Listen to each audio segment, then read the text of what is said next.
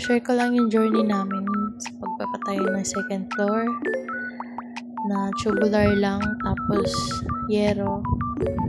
Ayan, napakain yung asawa ko. Nag-start na sila para sa poste. Si Jack nakapagod.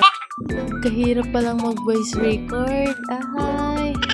Tipong nauubusan ako ng sasabihin. Ano ba yun? At ayan na nga, nakikita nyo, wala na kaming bubong, di ba? Sa gilid. So, natutulog na kaming walang bubong yan. Buti na lang walang aswang. Ano daw? And finally, may naging poste na siya. Start na sila magbuhos niyan. Sa mga oras na yan, parang gusto ko nang mag-magic para matapos na agad-agad yan. Nakakapagod eh. At ito naman yung panganay ko, nagpipiling maganda. Tapos ayan nga, si Mr. kakauwi lang galing trabaho. Nagbihis muna siya, tapos tumulong muna siya dyan. Partida, hindi pa hanggang sa muli. Bye-bye!